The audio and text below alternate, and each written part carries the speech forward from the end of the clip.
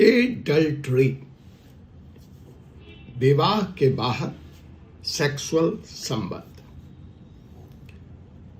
मसला गंभीर है, जितना ही गंभीर है उतना ही मुश्किल है इसको साबित करना। लेकिन अभी अभी हाल में केरला हाई कोर्ट का जो एक फैसला आया है, उसने एडल्ट्री के फैसलों की दुनिया को पूरी तरह से बदल कर रख दिया। इस फैसले की तह में हम जाएंगे, चर्चा करेंगे, लेकिन इस पर चर्चा करना पहले क्यों जरूरी है यह समझ लेते हैं। देखिए, इस वक्त पति पत्नी का विवाद अपने चरम पर है। 21 साल के बाद भी शादी टूट रही है और 21 दिन के बाद भी। शादी टूटना एक समस्या है, लेकिन उससे बड़ी समस्या है पत्नियों की अनैतिक डिमांड्स। सुप्रीम कोर्ट में 500 करोड़ रुपए की डिमांड, BMW की डिमांड, मुंबई में फ्लैट और हवेली की डिमांड से लेकर 100 करोड़, 150 करोड़, 250 करोड़, कोई सीमा नहीं है इस एलिमनी डिमांड की, इस मेंटेनेंस के डिमांड की। अब इससे अगर राहत पाना है या किन हालातों में मेंटेनेंस एक हस्बैंड डिनाई कर सकता है, तो वो है एडल्ट्री। अब मैं ये नहीं कह रहा, उसकी वकालत नहीं कर रहा कि आप मेंटेनेंस नहीं देने के लिए अपनी पत्नी का चरित्र हनन करें। मैं ऐसा नहीं कह रहा कि आप कैरेक्टर असैसिनेशन कीजिए, लेकिन बहुधा मामलों में यह देखा गया कि एडल्ट्री संबंध विच्छेद का, विवाह विच्छेद का, तलाक का एक बड़ा कारण है। लेकिन यह दो-धारी तलवार है। अब दो-धारी तलवार ऐसे है कि जितना आसान आरोप लगाना है उतना ही मुश्किल इसको साबित करना, क्योंकि यह एक ऐसा अपराध है जो छुप के बंद कमरों में किया जाता है। अब सबूत कहां से आए? और अगर आपने आरोप लगा दिया और आप इसको प्रमाणित नहीं कर पाए, तो उल्टे आपके ऊपर मानहानि से लेकर मानसिक उत्पीड़न, मेंटल क्रूएल्टी का मुकदमा बन जाता है। तो इसलिए जब हम इस अपराध की बात करते हैं तो कई बार सच होते हुए भी हम वकील अपने क्लाइंट को यह सलाह देते हैं कि छोड़ो, आओ हम तलाक की बात कर लेते हैं, कंसेंट के आधार पर, कंसेंसुअल या किसी और ग्राउंड पर हम तलाक की एप्लीकेशन दाखिल कर देते हैं। लेकिन इस फैसले के बाद, केरला हाई कोर्ट के इस फैसले के बाद स्थिति में क्रांतिकारी परिवर्तन आने वाला है। अब केरला हाई कोर्ट का यह फैसला विवादास्पद तो है, देखिए सुप्रीम कोर्ट इस पर क्या करता है, लेकिन फिलहाल तो यही है वैलिड। वो क्या कहता है कि देखिए, अब बिना सबूत के भी सर्कमस्टांशियल एविडेंस के आधार पर एडल्ट्री साबित की जा सकती है, और अगर यह साबित हो गया तो पत्नी को मेंटेनेंस नहीं मिलेगा। अब सर्कमस्टांशियल एविडेंस की जब बात करता है केरला हाई कोर्ट इस जजमेंट में, तो वो व्हाट्सएप चैट को भी तवज्जो देता है, इंपॉर्टेंस देता है। BNS के नए गाइडलाइंस के अनुसार डिजिटल एविडेंस के नए अवतार को स्वीकार करता है और व्हाट्सएप चैट को एक कन्विंसिंग एविडेंस मानकर एडल्ट्री के अपराध को सच मानता है और मेंटेनेंस डिनाई कर देता है। वह आगे जाता है, कहता है चलिए आपके पास चैट नहीं है तो किसी मनोवैज्ञानिक की रिपोर्ट, किसी डॉक्टर की रिपोर्ट ले आइए, और अगर वहां भी ये बात आई है, बातचीत में पत्नी ने उस डॉक्टर को इलाज के दरमियान शेयर किया है, तो यह एविडेंस माना जाएगा, सॉलिड एविडेंस माना जाएगा। और मेंटेनेंस के इस केस ने फिलहाल देश में तूफान खड़ा कर दिया।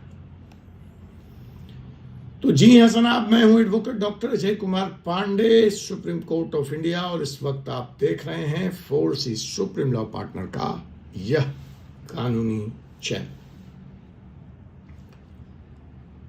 तो आइए सीधे लिए चलते हैं आपके मुद्दे की तरफ। और मुद्दा यह है कि अगर आपकी बीवी ने, आपकी वाइफ ने आपके ऊपर मेंटेनेंस का केस कर दिया है और आपको यह पता है कि इसका एडल्ट्रस संबंध है, यह एडल्ट्री में रह रही है, लेकिन आपके पास कोई डायरेक्ट प्रूफ नहीं है, तो अब आप क्या क्या कर सकते हैं। आप कहेंगे मेरे पास सीसीटीवी फुटेज तो है नहीं, रेड हैंडेड तो मैं पकड़ नहीं पाया हूं, फिर यह आरोप लगाकर मैं क्या केस हार जाऊं। तो आप जैसे लोगों के लिए ही केरला हाई कोर्ट कहता है, अभी अभी ये फैसला आज 3 दिसंबर 2025 को आया है। यह एक ऐसा जजमेंट है जो इस वक्त पूरे देश में मेंटेनेंस केसेस का गेम चेंज कर देगा। और यह जजमेंट सिर्फ हस्बैंड के लिए नहीं है। देखिए, इसको ये मत समझिए कि this is against wife. This is very interesting. यही मैं यहां समझा रहा हूं कि यह सिर्फ पत्नी पे नहीं लागू होगा, यह पति पे भी लागू होगा। कि साहब, यह जजमेंट सिर्फ हस्बैंड के लिए भी नहीं है, वाइफ्स के लिए भी है, इक्वली इंपॉर्टेंट है। अब कैसे, यह मैं आपको अगले 10 मिनट में बताता हूं कि बिना एविडेंस के भी, बिना डायरेक्ट एविडेंस के भी एडल्ट्री साबित हो सकती है।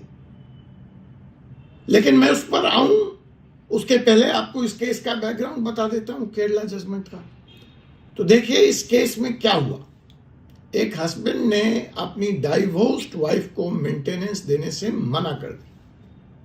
तर्क, वाइफ का एडल्ट्रस संबंध है, ए वाइफ एडल्ट्री में रह रही है। फैमिली कोर्ट ने हस्बैंड की बात नहीं मानी, एज यूजुअल, डायरेक्ट एविडेंस नहीं है, और वाइफ को मेंटेनेंस देने का आदेश दे दिया। हस्बैंड नहीं रुका, वो द्रवित था, वो दुखी था, वो हर्ट था, वो पहुंच गया हाई कोर्ट। और यहीं पर हो गया बॉम्ब ब्लास्ट, यहां पे हो गया धमाका। सारी स्थितियों पर गौर फरमाते हुए केरला हाई कोर्ट ने कहा कि adultery can be stabilised through circumstantial evidence. Direct evidence की जरूरत नहीं है। कोर्ट ने कहा मेंटेनेंस केस एक सिविल प्रोसीडिंग्स है, तो प्रूफ ये गेम चेंजर है। इसकी बारीकी को आप समझिए, अगर आप वकील हैं, प्रैक्टिस करते हैं, जनता थोड़ी टेक्निकल है, शायद आपको समझ में ना आए। कहा कि केस है सिविल और प्रूफ मांगते हो क्रिमिनल का, ये कहां के नहीं आए। तो कहा कि जब अगर केस मेंटेनेंस का सिविल है और सिविल प्रोसीडिंग्स है, तो प्रूफ का वही स्टैंडर्ड होगा जो सिविल केस में होता है। आप क्यों डायरेक्ट एविडेंस मांग रहे हो? यानी प्रीपोंडरेंस ऑफ प्रोबेबिलिटीज, इसको हम लोग लीगल भाषा में कहते हैं प्रीपोंडरेंस ऑफ प्रोबेबिलिटीज, संभावना की प्रबलता। सिविल केस में डायरेक्ट एविडेंस की जरूरत नहीं होती है, संभावना देखी जाती है। क्रिमिनल केस में बियॉन्ड रीजनेबल डाउट अपराध साबित करना होता है। इसका मतलब कि अगर सरकमस्टांसेस या तार्किक रूप से प्रमाणित करते हैं कि एडल्ट्रस संबंध है, एडल्ट्री हो रही है, तो वह मेंटेनेंस को डिनाई करने के लिए काफी है। डायरेक्ट प्रूफ की जरूरत नहीं है कि भैया तुम होटल के कमरे की तस्वीर लेके आओ, भैया तुम दोनों को रंगे हाथ पकड़ लो, या उनका कन्फेशन हो, इत्यादि इत्यादि। अब यहीं से जब कोर्ट ने यह कहा, केरला हाई कोर्ट ने, तो कंट्रोवर्सी शुरू होती है। इस कोर्ट में किस सबूत को सबूत मान लिया केरला हाई कोर्ट ने? तो क्या सबूत नंबर 1 जो माना उसने, वो साइकोलॉजिस्ट की ट्रीटमेंट रिकॉर्ड्स।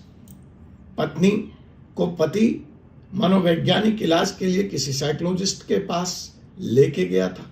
हाँ, आपने सही सुना कि जिस साइकोलॉजिस्ट ने वाइफ का ट्रीटमेंट किया था, उसके रिकॉर्ड में क्लियरली लिखा था कि कि वाइफ का अफेयर चल रहा है दूसरे आदमी के साथ। रिकॉर्ड्स में यह भी था कि वाइफ की टेंडेंसी है एक्स्ट्रा मार्टियल रिलेशनशिप की। कोर्ट ने यह भी देखा कि वाइफ का जिस आदमी के साथ इलिसिट अफेयर था वह खुद डाइवोर्स प्रोसीडिंग में था, और कई विटनेस भी टेस्टिफाई किए। कोर्ट ने कहा यह सब मिलकर वाइफ हैबिचुअल एडल्टरस बिहेवियर में संलग्न पाई गई है। यह साबित करता है कि सी इज हैबिचुअल एडल्टरस, उसका बिहेवियर हैबिचुअल एडल्टरस है। अब सोचिए कि साइकोलॉजिस्ट की कॉन्फिडेंशियल रिकॉर्ड भी कोर्ट में बतौर सबूत यूज हो सकती है। थेरेपी सेशन में जो बोला गया वह एविडेंस बन सकता है, और यहीं से शुरू होती है कंट्रोवर्सी। क्योंकि एक तरफ आप कहते हैं निजता की राइट है, प्राइवेसी का राइट है, डॉक्टर पेशेंट का कन्वर्सेशन कॉन्फिडेंशियल है, दूसरी तरफ मेंटेनेंस फ्रॉड को, मेंटेनेंस के स्कैम को रोकना भी जरूरी है। ऐसे हालत में जो नई बहस चल रही है वह है प्राइवेसी राइट्स वर्सेस जस्टिस। सवाल है न्याय का, सवाल है वेयर इज द बैलेंस। अब कानून के दृष्टिकोण से लीगली इस पूरी बात को समझिए। सेक्शन 125 सब सेक्शन 4 सीआरपीसी में बहुत क्लियर लिखा है, no wife shall be entitled to maintenance if she is living in adultery. एक की वर्ड है यहां पे, देखिए लिविंग इन एडल्ट्री, एडल्ट्री नहीं, अब वो फिर बहस लंबी हो जाएगी, लेकिन समझाने की कोशिश करूंगा। लिविंग इन एडल्ट्री, तो मुंबई हाई कोर्ट के एक जजमेंट को केरला हाई कोर्ट ने फॉलो किया।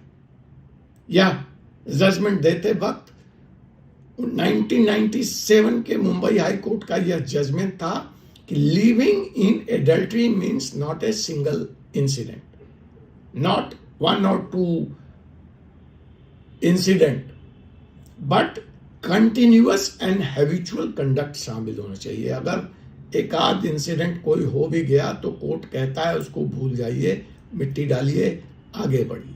सुबह का भूला शाम को घर आ जाए तो उसको भूला नहीं माना जा सकता है। लेकिन मुंबई हाई कोर्ट ने कहा कि अगर यह कंडक्ट कंटिन्यूअस है, हैबिचुअल है, तो यह मामला सीरियस है। फिर से बोल दूं, 1-2 बार की गलती नहीं है। यह यूनियन क्वैसी परमानेंट होना चाहिए, यानी वाइफ और दूसरे आदमी का लगातार हस्बैंड वाइफ जैसा रिलेशनशिप होना चाहिए। इसको और अगर हम तोड़ के देखें, सिंपल भाषा में जानना चाहें तो सिंपल ये है कि देखिए 1-2 बार का फिजिकल रिलेशंस को कोर्ट कहता है इग्नोर करो, आगे बढ़ो। कुछ महीनों का भी अफेयर है, खत्म हो गया, कोर्ट कहता है आगे बढ़ो। इमोशनल अफेयर है, फिजिकल नहीं है, कोर्ट कहता है आगे बढ़ो। लेकिन यह रिश्ता अगर 1-2 साल से चल रहा है, दोनों 2 साल से रिलेशनशिप में हैं, टुगेदर रहते हैं, कोहेबिशन करते हैं, सेक्सुअल राइट्स एंड ड्यूटी जैसा रिलेशनशिप बना रखा है, कंटिन्यूअस और रिपीटेड एक्ट्स है, तो यह एडल्टरस बिहेवियर के दायरे में आएगा। और सबसे जो महत्वपूर्ण बात है कि यह एडल्ट्री मेंटेनेंस एप्लीकेशन जिस वक्त फाइल की गई उस वक्त सस्टेन करनी चाहिए, उस वक्त होनी चाहिए। आप 5 साल पहले की एडल्ट्री लेकर के मेंटेनेंस डिनाई नहीं कर सकते, उसका हवाला देके आप केस नहीं लड़ सकते। 5 साल पहले अफेयर रहा, अब नहीं है, तो उसके आधार पर मेंटेनेंस को नहीं रोका जा सकता है। प्रैक्टिकल बात जो है, जो समझनी है इस जजमेंट से, खास करके हस्बैंड के साइड से, वह यह है कि अगर आप हस्बैंड हैं और आपका एक जेन्युइन केस है, आपकी वाइफ एडल्ट्री में है, तो क्या एविडेंस आपको कलेक्ट करना चाहिए जिसके आधार पर आपको राहत मिल सकती है। तो मेरा टिप ये होगा मेरी सलाह ये होगी कि होटल बुकिंग्स इकट्ठे करें, ट्रैवल्स रिकॉर्ड्स इकट्ठे करें, सीसीटीवी फुटेज, लेकिन लीगली ऑब्टेंड करें। इलीगल तरीके से आप फुटेज लेंगे तो आप वो कोर्ट में फाइल नहीं कर पाएंगे। Photographs from public place, restaurant bills, movie tickets साथ में अगर वो गए हैं। इसके अलावा ये तो हो गए सर्कमस्टेंशियल एविडेंस, व्हाट्सएप चैट आदि आदि, medical records, psychological treatments records इत्यादि। Digital evidence, WhatsApp chat, social media post और कमेंट्स, बट सारे लीगली आपको लेने पड़ेंगे। Call records with proper authorization, email correspondence, और last but not the list, witness, गवाह testimonies, neighbours, relatives, friends, security guards, drivers, anyone who has seen them together regularly. Professional records, अगर counselling हुई है तो medical records, private investigator की कोई report है but legally obtained तो वो भी चलेगा। Medical records if relevant and accessible. ये सारे सबूत के आधार पर आप पैटर्न स्टेबलाइज कर सकते हैं। सिंगल इंसिडेंट नहीं, आपको पैटर्न दिखाना पड़ेगा, फ्रीक्वेंसी और ड्यूरेशन प्रूव करना होगा, कंटिन्यूअली स्टेबलाइज करना होगा। लेकिन मेरी बात ध्यान से सुन लीजिए, it's a very serious warning, very very critical warning. Never do illegal things. Maintenance deny करने के नाम पर अगर वकील साहब भी आपको इलीगल काम करने को कह रहे हैं तो मैं बिल्कुल सलाह नहीं दूंगा। गलती से भी इलीगली फोन टैप मत करना। पर्सनल अकाउंट सोशल मीडिया के फोन के चैट्स के ब्रेक मत करना। पत्नी का पीछा मत करना, स्टॉकिंग मत करना, हिडन कैमरास मत लगाना प्राइवेट प्लेस में, यह सब क्रिमिनल ऑफेंस है। एक तो आप इन सब के कारण आपराधिक मुकदमे में फंसेंगे, दूसरी गैर कानूनी तरीके से इकट्ठी की गई यह एविडेंस आप कोर्ट में फाइल भी नहीं कर पाए। अगर फाइल कर दिया तो यह एडमिट नहीं होगा और आप पर उल्टे क्रिमिनल केस हो जाएगा और आपका मेंटेनेंस केस बिगड़ जाएगा। इसलिए उस तरफ बढ़ने से पहले consult a good lawyer, private investigation से लें ऐसी रिपोर्ट जो कि लाइसेंस हो, जिसके पास प्राइवेट इन्वेस्टिगेशन का, और सारे काम सारे सबूत कानूनी तरीके से करें। अगर वाइफ की तरफ से आप हैं तो आपके लिए भी कुछ दिशा निर्देश है। अगर हस्बैंड फॉल्स एलिगेशंस लगा रहे हैं तो अपना बचाव कैसे करें, प्रूव करें कि यह एक आध बारी की बात थी, यह कंटिन्यूअस नहीं है, या यह एलिगेशन पूरी तरह से फेक है, फॉल्स है, पैटर्न नहीं है, या आपके चरित्र पर हमला है, या कैरेक्टर एसिनेशन है। दूसरी बात टाइमलाइन, अगर अफेयर था भी तो कब था। मेंटेनेंस एप्लीकेशन जिस वक्त फाइल हुई है उस समय था या नहीं था। अगर बहुत पहले था अब नहीं है तो यह आपके मेंटेनेंस को नहीं रोक पाएगा। अगर पति की तरफ से कोई एविडेंस आता है तो उसको चैलेंज कीजिए, उससे सवाल पूछिए कि क्या ये एविडेंस लीगली कलेक्ट किए गए हैं, कहीं यह आपकी प्राइवेसी का, निजता का वायलेशन तो नहीं है। साइकोलॉजिस्ट और पेशेंट की कॉन्फिडेंशियलिटी का सवाल उठाइए। अल्टरनेटिव एक्सप्लेनेशन, अगर ये एविडेंस एडमिट भी हो जाते हैं तो आपका क्या है। सर्कमस्टांसेस की दूसरी व्याख्या क्या हो सकती है। Maybe there is nothing wrong, it's a genuine friendship, maybe he और she is a family member.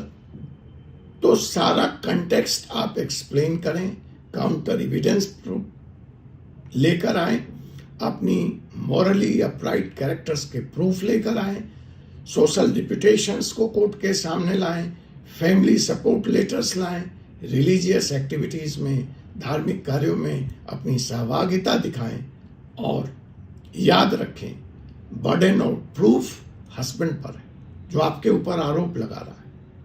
आपके ऊपर नहीं है, उसे प्रूव करना होगा। चलिए, न क्रिमिनल केस की तरह, सिविल केस की तरह ही सबूत की संभावना, प्रीपॉन्डरेंस ऑफ प्रोबेबिलिटीज के बेसिस पर अगर वह एविडेंस, सफिशिएंट एविडेंस नहीं दे पाया तो आपको आपके मेंटेनेंस पाने से कोई नहीं रोक सकता। अब इसको हम थोड़े बड़े फलक पढ़कर जाके देखना चाहते हैं, समझना चाहते हैं, तो हमको समझना पड़ेगा कि इसका बड़ा तात्पर्य क्या है। पहला, मिसयूज शायद रुक जाए। पत्नियों द्वारा पति को ब्लैकमेल करने का जो एक स्कैम, एक फेक ड्रामा चला है कि कुछ औरतें एडल्ट्री में रहकर भी पति से भारी भरकम मेंटेनेंस क्लेम करती हैं क्योंकि कोई डायरेक्ट प्रूफ मुश्किल होता था। अब शायद वह लूप हो, वह गैप कानून का इस जजमेंट के बाद बंद हो जाएगा। बट जेन्युइन केस में भी प्रॉब्लम है।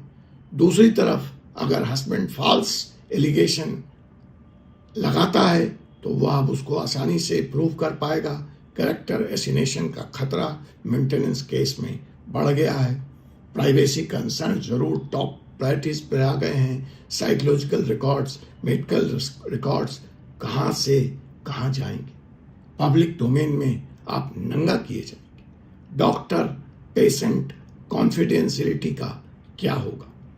कोर्ट पर प्रेशर है होगा कि अब आप सरकमस्टेंशियल एविडेंस को भी इवेल्युएट करें और केयरफुली करें, जो कल तक वो आउटराइट रिजेक्ट कर देते थे, क्योंकि गलत फैसले से किसी की जिंदगी बर्बाद हो सकती है। देखिए, लॉ हमेशा संतुलन बनाने का प्रयास करता है। एक तरफ जेन्युइन मेंटेनेंस क्लेम को प्रोटेक्ट करने का कोर्ट के ऊपर दबाव है, तो दूसरी तरफ मेंटेनेंस सिस्टम को मिसयूज होने से रोकने का भी दबाव है। शायद यह जजमेंट, शायद यह फैसला उस संतुलन को वापस ला पाएगा। इन्हीं उम्मीद के साथ मैं advocate doctor Ajay Kumar Pandey, supreme court of India, आपसे अनुमति चाहता हूं केरला हाई कोर्ट के इस ग्राउंड ब्रेकिंग जजमेंट के साथ आपसे पुनः मुलाकात होगी एक और विषय के साथ अगले एपिसोड। तब तक के लिए मुझे बताइए कि इस मसले में आपकी राय क्या है। क्या यह जजमेंट न्याय देता है या इसका बहुत सावधानी से उपयोग होना चाहिए। मिसयूज मेंटेनेंस लॉ का भी रुकना जरूरी है। अगर आप ऐसे केस में हैं, हस्बैंड की साइड से, वाइफ की साइड से, तो प्लीज आप सोच समझकर सुलझे हुए लॉयर से संपर्क कीजिए, क्योंकि हर केस के फैक्ट्स यूनिक हैं, हर केस यूनिक होता है, कानून तो वही होता है। यह वीडियो आपको हेल्पफुल लगा हो तो लाइक करें, सब्सक्राइब करें, शेयर करें अपने उन दोस्तों के साथ जिनको इसकी ज़रूरत है, और कमेंट में बताएं कि क्या यह जजमेंट सही है, संतुलित है, बैलेंस है या नहीं। मिलते हैं अगले लीगल एपिसोड। जय हिंद।